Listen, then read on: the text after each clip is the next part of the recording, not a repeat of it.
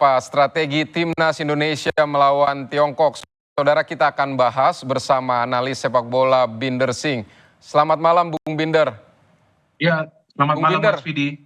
Bung Binder, Ya. kita masih ingat tahun lalu kita kalah di Tiongkok, padahal waktu itu kita cukup dominan menguasai permainan. Nah, ini masih menimbulkan trauma dan tentu publik juga khawatir. Jangan-jangan kalau kita main dominan lagi malah kalah. Ini strateginya menurut Anda seperti apa? Apakah kita harus menunggu atau kita sudah bisa bermain menyerang sejak awal atau seperti apa Bung Binder?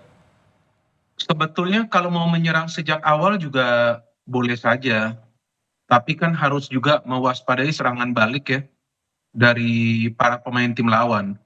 Jadi pada saat bermain di Tiongkok, memang timnas kita pada saat itu ball possession hampir 80% ya, mungkin 78% pada saat itu ya. Tapi kan yang menjadi persoalan adalah pada saat mengantisipasi counter dari para pemain tim lawan, mengantisipasi situasi bola mati, kemudian tidak bisa Kluivert. Kalau memang dia akhirnya memilih bermain menyerang terbuka, nah harus juga ada langkah-langkah strategis untuk mengantisipasi counter dari para pemain tim lawan. Kenapa saya katakan kalau mau main menyerang ya boleh saja, karena kan Indonesia membutuhkan gol dan kemenangan. Kalau istilahnya mainnya nunggu, apakah gol itu akan datang? Kan belum tentu juga kan.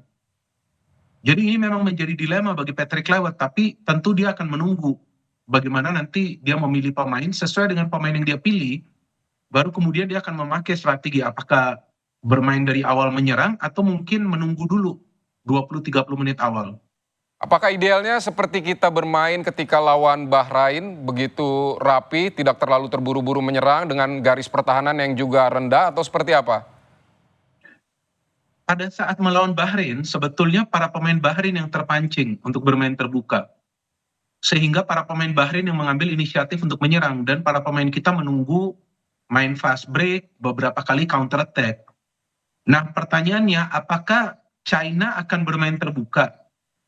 Saya tidak yakin karena dari pertandingan pertama dari round 2, Branco mengatakan pada saat dia tiba di tanah air bahwa dia akan meminta para pemainnya menyerang, bahkan dia akan bermain dengan 10 penyerang, kan seperti itu dia katakan.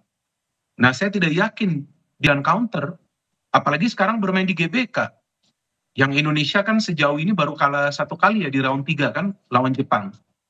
Baik Bung Binder. Jadi kalau menurut saya kalau timnas menunggu, nah tergantung China-nya berani nggak bermain terbuka. Baik, untuk kalau katakanlah Tiongkok akan bermain seperti gayanya dengan serangan balik, dengan materi pemain yang kita punya, apakah ini sudah cukup mumpuni atau harus ada perubahan strategi lagi atau ada perubahan komposisi pemain di belakang atau seperti apa Bung Binder?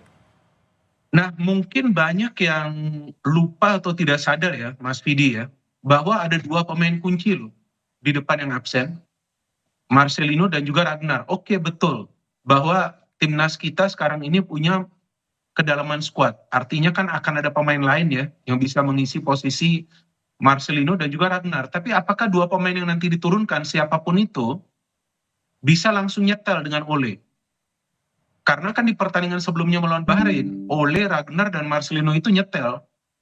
Maka itu permainan kombinasi passingnya itu jalan. Jadi sekarang keputusannya adalah di tangan Kluivert. Dia mau menurunkan siapa menggantikan Marcelino dan juga Ragnar.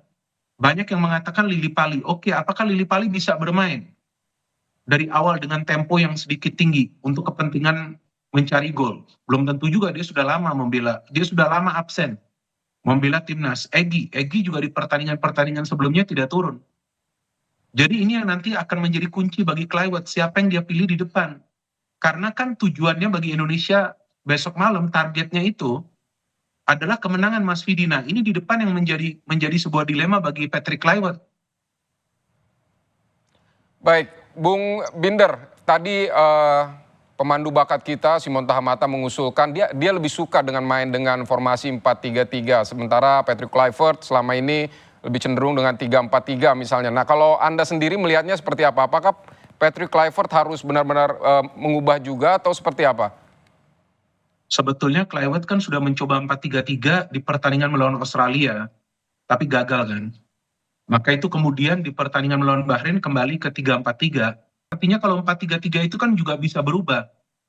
menjadi 4-3-2-1 atau 4-3-1-2 atau bahkan bisa juga menjadi 4-5-1. Tergantung bagaimana timnya itu bermain. Artinya kembali kepada strategi dan taktik. Mau main 4-3-3, tapi bermain defensif kan nggak mungkin. Mau main 4-3-3, tapi mau main dengan mid block nggak mungkin juga. Jadi kalau 4-3-3 kemungkinan main high pressing. Dan bisa juga itu menjadi opsi bagi Patrick Kluivert. Tapi lagi-lagi ke pertanyaan awal yang tadi juga saya utarakan. Bisa atau tidak para pemain kita di belakang itu cepat transisi negatifnya. Karena timnas kita ini kalah atau lebih banyak kemasukan gol pada saat berani bermain terbuka. Nggak main rapat di belakang. Mulai dari pertandingan away di Bahrain. Pada saat sudah unggul 1-2 tetap masih mau nyerang. Akhirnya Bahrain bisa mencetak gol meskipun dari corner. Lawan Australia bermain terbuka dibantai. Lawan Jepang 20 menit awal bermain terbuka, ternyata kemasukan 1 gol, drop permainan. Lawan Bahrain, memang kita tidak mulai dengan tempo tinggi timnas kita karena Bahrainnya yang terpancing Baik. bermain terbuka. Jadi enak bagi timnas kita. Nah, saya harapkan apa yang dikatakan oleh pelatih Branco itu menjadi kenyataan walaupun saya ragu bahwa dia akan meminta para pemainnya menyerang dan dia akan memakai 10 penyerang bagus untuk timnas kita, Mas. Baik. Pasti timnas kita akan unggul dengan bermain counter attack. Baik, Bung Binder, yang jelas tadi seperti yang Anda katakan, kita Patrick Kluivert harus menemukan pengganti yang pas bagi Ragnar Orotmangun dan Iya. Marcelino Ferdinand di lini Itu depan dia. yang absen. Iya. Terima kasih Bung Binder Singh untuk Sama-sama, pandangannya Mas. di Kompas TV malam Oke. ini. Iya. Iya.